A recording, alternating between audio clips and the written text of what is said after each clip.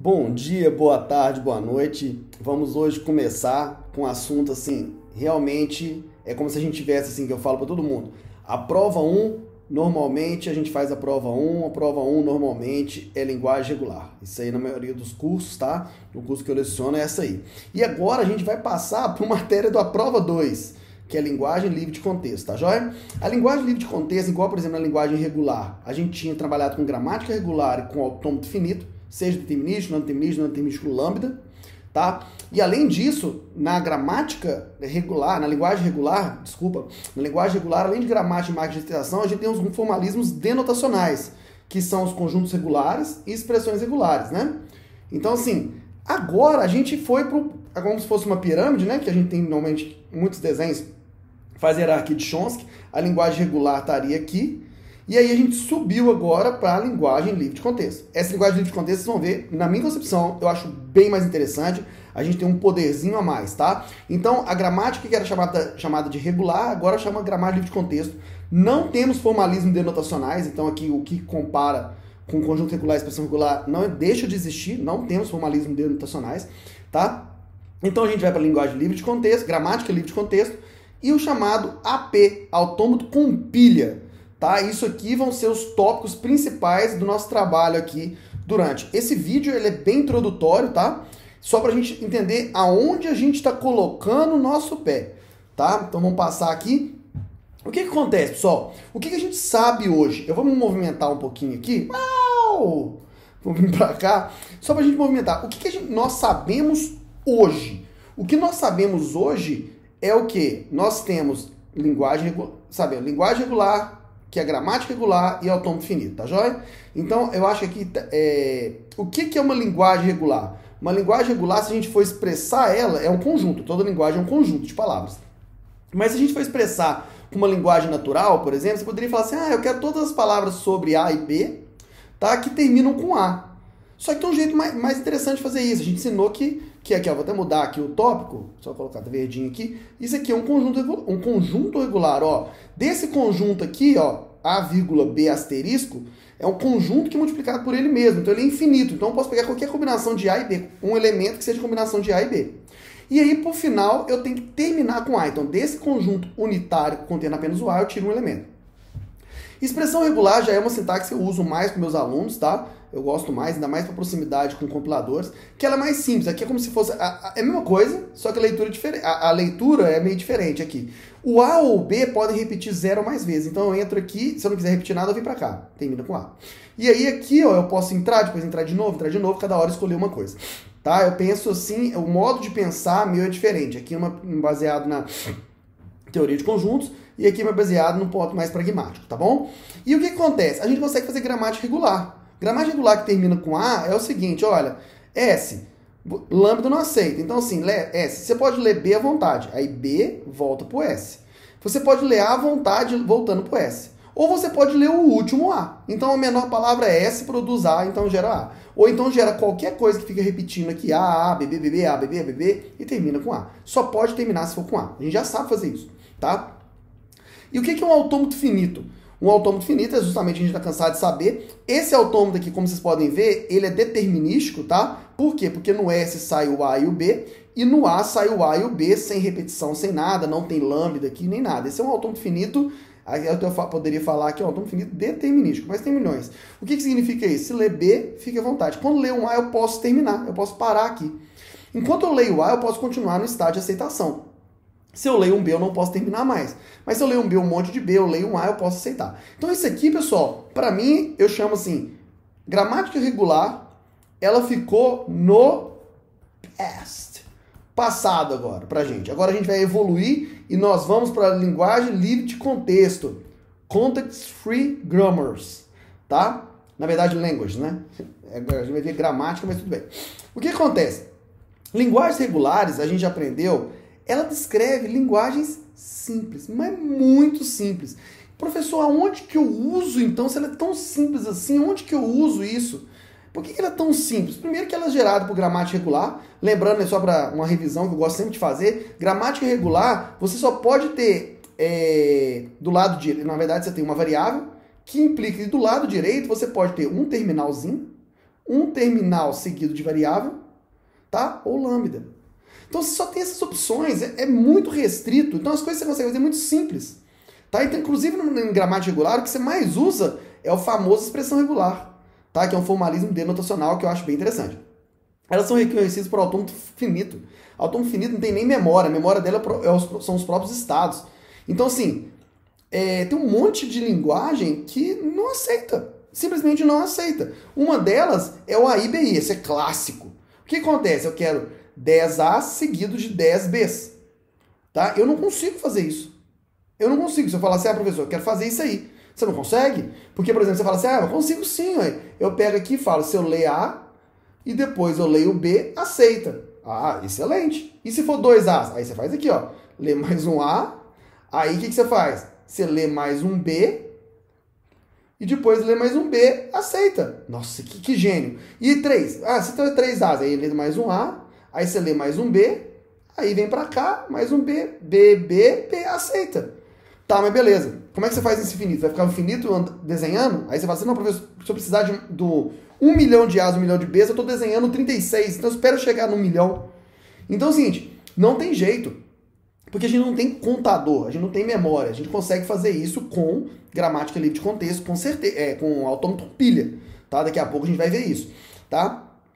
Então é o seguinte, a gente não consegue fazer isso aqui, mesmo número de As, mesmo número de B. Só para vocês entenderem a importância disso, eu vou até apagar isso aqui, ó, porque daqui, ó, só vou dar um up nele aqui, vou apagar aqui. Só para vocês entenderem a importância de gramática regular é o seguinte, quando a gente viu, basicamente, a gente pega algumas linguagens e o lema do bombeamento, ele prova que ela não é regular, ela é o quê? Aí você fala assim, ela pode ser linguagem livre de contexto, ou linguagem sensível ao contexto, que a linguagem sensível ao contexto também é conhecida como linguagem recursiva, ou ela pode ser linguagem irrestrita, também conhecida como linguagem recursivamente enumerável. Uma dessas três, tá? No caso do AIBI, ela é gramática livre de contexto. E por que ela é tão importante assim? A gente tem que subir, então a gente vai precisar de uma linguagem livre de contexto para AIBI, e é muito simples, a gente vai ver na aula, na próxima aula, é mega simples. Não pensem que tem dificuldade. Tá? Mas por que gramática... tipo assim, por que isso aqui, a IBI, por que a IBI não aceita? Que eu falei para vocês em lembra do bombeamento. É o chamado duplo balanceamento. Duplo balanceamento. Pessoal, duplo balanceamento é importante demais. Só para você ter uma ideia, em linguagem de programação, o que é o duplo balanceamento? Quando você está lá programando e você abre um parênteses, ele não tem que fechar? Tem. Lá quando você vai indexar um arranjo, quando você põe ver alguma coisa, esse abre colchetes não tem que fechar? Tem. Professor, tem. Mas vamos imaginar que você trabalha com umas linguagens de programação esquisita aí, que tem assim, begin. Não tem que ter um end para cada begin? Não tem. Se fosse uma linguagem de programação mais de verdade, você abre um chaves, você tem que fechar um chaves, não tem? Não, tem. Tem. Quer mais explicação ainda? Não precisa, né? Olha o tanto. Isso é o duplo balanceamento. Então você consegue criar uma linguagem de programação se sua linguagem não tiver poder para fazer duplo balanceamento? Todo a parênteses que eu abro eu quero fechar. Todo colchete eu quero fechar. Todos os chaves eu quero fechar. Então assim, considerando essa questão de duplo balanceamento, eu preciso ter isso, a gente precisa de uma linguagem mais poderosa para desenvolver, por exemplo, uma linguagem de programação. Linguagem irregular não é suficiente para esse tipo de linguagem, para linguagem de programação, por exemplo. Não que ela não seja suficiente para toda a linguagem de programação, porque para algumas coisas ela é muito útil. Você, professor, como que para algumas coisas ela é muito útil? Ela é muito útil, é igual eu vou ver no próximo slide aqui. Isso. Não é não. É nesse slide aqui mesmo. O que acontece? Deixa eu ver qual slide que é. Tá. Daqui a pouco eu vou falar para vocês para que linguagem regular, ela é útil para alguma coisa? Poxa, demais. Não estou falando que ela não é útil, ela só não tem muito poder. Tá? Então, assim, tem muita coisa que não tem muito poder e é útil. Tá? Então, assim, vamos lá. Então, o que acontece? A gente está passando de linguagem regular para linguagem livre de contexto. Com isso, a gente saiu agora. Lembra que a gente falava que, se a gente tem autônomo finito determinístico, não determinístico, lambda, quando a gente... esses estão tendo o mesmo poder. Beleza, eles têm o mesmo poder. Mas quando a gente vai, por exemplo, para outra linguagem, então, de autônomo finito para autônomo com pilha, aí a gente ganha poder. O que significa ganhar poder? Significa que a gente consegue reconhecer mais linguagens. Então, por exemplo, eu pego sempre aquele exemplo do AIBI. Na linguagem regular, não consegue AIBI. Quando você vai para a linguagem livre de contexto, você consegue a IBI e todas as regulares. Então, eu aumento o poder computacional. Tá? O poder, o povo chama de expressividade, poder de expressão. Até corrigindo aqui. Tá?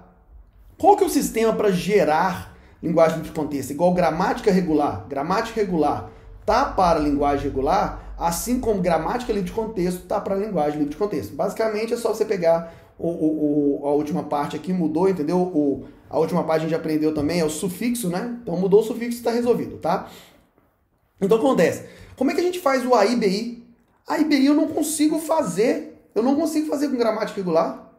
Só que quando eu vou fazer isso com gramática livre de contexto, é muito simples, mas assim, mega simples. Por quê? Você fala assim, ó, antes a gente tinha, repetindo, a gente tinha limitação na gramática regular, que do lado direito a gente tinha lambda, ou um terminal seguido de uma variável. Não é isso? Não precisa ser A, não precisa ser V, tá? Eu estou dando um exemplo. Tá? É só isso. Agora, do lado direito, a gente pode fazer o que quiser. O que quiser. Então, assim, eu não sei escrever mais não, parece que eu perdi aqui. O que quiser. A gente pode fazer o que a gente quiser. E quando a gente pode fazer o que a gente quiser, a gente ganha o poder, não ganha não? Do lado direito, você só pode fazer isso. Agora, do lado direito, você pode fazer muito mais coisa. Tudo que você quiser. Então, assim, é mais poder. Tá? Lembrando que esse não é o máximo poder. A gente vai ver o máximo poder mais pra frente. Tá? Tem o máximo poder real e o máximo poder teórico. A gente vai ver, nós vamos ver todos os máximos poderes daqui a pouco. Mas olha que interessante. Se eu posso fazer qualquer coisa, olha aqui. O S produz ASB ou lambda. Pronto. Agora eu tenho As seguidos de Bs. O que quer dizer isso? Olha aqui. Já vou fazer um exemplo só para mostrar para vocês. Já dando uma pincelada do que a gente vai ver na aula. Então, o S eu posso trocar por quem? Posso trocar por A, S, B. Ou lambda. Então, troquei por lambda, aceitei lambda. Pronto, primeira palavra. Troquei por lambda, pronto, aceita lambda. Mas, professor, eu quero mesmo de A's, mesmo de B's. Eu queria aceitar A, B, B. Não, 3 A's e 3 B's. Eu sou doidão, tá? Então, eu vou vir aqui, ó. Fui pra cá. Opa, quase que eu fui embora, né? E se eu vou pra lá, se eu sair do ringue, perdi. Então, aqui, ó. O S... eu vou trocar ele por quem? Vou trocar por ASB agora. ASB. Pô, mas aí eu tenho mais um S. E para quem que eu vou trocar esse S? Eu vou trocar de novo por ASB. Então vai ficar AASBB. Porque esse S aqui, troquei por esse novo aqui. Só que aí gerou mais um S aqui, não gerou? Aqui tem mais um S. O que eu vou fazer? Vou trocar esse S também por ASB. É a única regra que tem. Então vai ficar AAASBBB. Ou seja, esse S aqui, ó, eu troquei por esse cara aqui. Só que eu quero AAABBB. Puxa, isso aqui é AAABBB, eu vou trocar esse S por lambda agora. Então eu posso fazer assim, AAA e já posso escrever BBB. Tem gente que escreve lambda, BBB. E depois fala que é AAABBB. Os dois estão corretos, porque lambda é nada. Mas se você quiser ir direto, se você quiser isso aqui, por exemplo, professor, eu pulei de... Esse aqui... vou voltar aqui, ainda bem que tem Ctrl Z, computador é o máximo, né? Computador é a melhor coisa que tem. E se eu quiser fazer direto assim, eu posso? Claro que pode, porque virou nada. E tá certo do jeito que a gente tá fazendo. Tá bom? Então aqui, olha como é que eu fiz. Tem um jeito mais legal de enxergar, que é o que eu particularmente gosto. Eu vou derivar AABBB. Será que dá? Eu falo assim, S, eu troco por A, S, B. Tá vendo? Eu troquei esse S por esses três. E esse, aí aqui já é terminal. Mas esse S não é. Eu vou trocar esse S por A, S, B. Aí esse S aqui, esse S eu vou trocar de novo por A, S, B. E depois eu vou trocar esse S por quem? Por lambda. Nossa, que massa! E agora não tem mais nada para trocar. Então você está falando para mim que é válido tudo que é folha, as folhas todas. A, nada, B, B, B. Essa é a análise. Massa! É isso sim. Isso aqui chama árvore de derivação. Então eu vou até tentar escrever bonitinho aqui, ó. Se chama árvore de derivação. E aqui se chama... Cara, vocês não vão acreditar o nome disso aqui. Isso aqui chama derivação. Tá? Eu falo brincando, mas isso aqui a gente vai aprender bastante. E aí o que acontece? Isso aqui tudo, a gente tá aprendendo um pouquinho de linguagem de contexto. Já tô dando uma pincelada para nossa próxima aula, tá? Na próxima aula a gente vai entrar em detalhe nisso. E aí eu quero mostrar o seguinte. Qual que é a aplicabilidade? Cara, aplicabilidade vocês não têm ideia. Porque assim, se você pegar, por exemplo, aqui eu não vou entrar nisso, mas em compilador. O que é compilador? Eu acho bem interessante isso. O compilador, ele pega o seu código-fonte, não é isso? E transforma, se for compilador, em um código-objeto. Tá? Isso não é matéria aqui, mas ele transforma em código-objeto. E aí, ele tem a primeira etapa dele, uma etapa chamada de análise. E na etapa de análise, a gente tem os dois primeiros passos. O primeiro passo chama análise léxica. E a segunda etapa chama análise sintática. Cara, o que quer dizer isso? Na análise léxica, eu uso gramática regular. Oxi, tá doido aqui. Eu uso gramática regular, puramente. E na análise sintática? Gramática livre de contexto. Então, linguagem regular é muito. E meu Deus, o que faz nesse léxico? Cara, esse léxico é bem interessante. Por que acontece? O que é uma variável? Aí você declara o que é variável. Você fala assim, variável. O que é uma variável? Variável é uma letra seguida depois de letra ou número. Quantos? Quantos quiser. Você define o que é letra, você define o que é número, e uma variável normalmente é letra, tem que começar com letra e depois pode ter qualquer coisa, que é letra ou número. Tem muitos aí que falam, não, professor, mas na minha linguagem de programação, não é só letra, aí você pode fazer assim, letra ou underline, por exemplo. Vamos imaginar que fosse underline aqui. Vou escrever underline, é melhor, né? Underline. Letra underline seguido de letra ou número. E não é só isso, não. Você pode chegar e falar assim, o que é um número inteiro? Inteiro. O que é um inteiro? Um inteiro significa dígito mais. Aí você fala assim, nossa, é mesmo. E isso é muito interessante. Dígito mais. Aí você fala assim, pô, inteiro é dígito mais? Nossa. Não, eu tô achando interessante isso. Ah, e o que é um tipo? Aí eu tô fazendo tudo bagunçado aqui. O que é um tipo? Ó, o tipo pode ser int, então int, ou pode ser char, ou pode ser, vamos já, float, tô dando exemplo aqui, e um monte de outras coisas, não é isso? Cara, isso é muito legal. Por quê? Porque se você, por exemplo, quando você fala 99, 99 é o quê? É o inteiro. Ah, como pode ser também, se eu chegar, eu posso fazer assim, ponto flutuante. Então, o que é um ponto flutuante? Vou escrever PF. O que é não é prato feito, não é pão com Fanta, tá joia? Agora até esqueci o que é. Aqui, PF é ponto flutuante. O que é um ponto flutuante? Aí você fala assim, não, ponto flutuante é número mais. Pelo menos um número. Oh, desculpa. Aqui que eu falei dígito, né? Tem que fazer isso aqui. Eu tenho que anotar, manter. É dígito mais. Ou seja, pelo menos um dígito. E depois eu tenho que ter o quê? Eu tenho um ponto. Então eu escrevo dígito mais, seguido de ponto. Vou escrever aqui ponto. E depois do ponto tem que ter pelo menos um dígito mais. Dígito mais. Ou seja, 32,18. Entendeu? Só que a gente sabe que é muito mais, que aí aqui, por exemplo, ponto flutuante, você pode usar o E, então você pode fazer um número 2E menos 2, que isso aqui é 0,02, então a gente sabe que tem o E, tá? E esse E tem expoente. Então, assim, é um monte de coisa que pode ser feito, tá joia? Então, não quero entrar nesse mérito, não, mas eu quero simplificar. Por quê? Porque quando a gente vai fazer um analisador sintático, que é uma gramática livre de contexto, a gente quer perguntar o seguinte: com gramática regular, a gente definiu padrões. Um padrão, então, aqui, ó, o que é isso aqui? Um padrão para inteiro. A gente definiu aqui. Qual que é o padrão de uma variável? É esse aqui. Qual que é o padrão de tipo? É esse aqui. Qual que é o padrão de ponto flutuante? É esse aqui. E o que acontece? Para reconhecer isso, basicamente, você usa um autômato. Então, esse chamado diagrama de transição. É tipo um autômato que você vai andando nele, e aí ele vai gerando as coisas para você. Tá? Isso aqui, então... E ele chega num ponto que é o estado final e ele fala, nesse estado final saiu um número, saiu um ponto flutuante, saiu uma variável, saiu um tipo, tá? Essa variável, pessoal, normalmente a gente chama muito de identificador, tá? Identificador, tá? O nome de variável, tal, mas a gente usa muito como ID, tá? Então, se só dar um exemplo, é muito ID. E o que uma gramática livre de contexto vai fazer? Aí que é muito massa. É tipo assim, você pegar e falar assim, o que é uma instrução? Aí você fala, uma instrução. O que é uma instrução? Aí você fala assim, uma instrução pode ser um tipo e um identificador e um ponto e vírgula. Aqui eu vou chamar de PV e um ponto e vírgula. Então isso pode ser uma instrução. Um tipo seguido de um identificador, ponto e vírgula. O que quer dizer isso? Se você escrever, por exemplo, int i, ponto e vírgula, você acabou de fazer uma instrução. Mas a instrução pode ser isso, ou pode ser um tipo, um identificador, o sinal de igual, pode chamar assim, igual, e pode ser aqui o quê? Ah, cara, aqui pode ser um monte de coisa, pode ser, vamos chamar de x.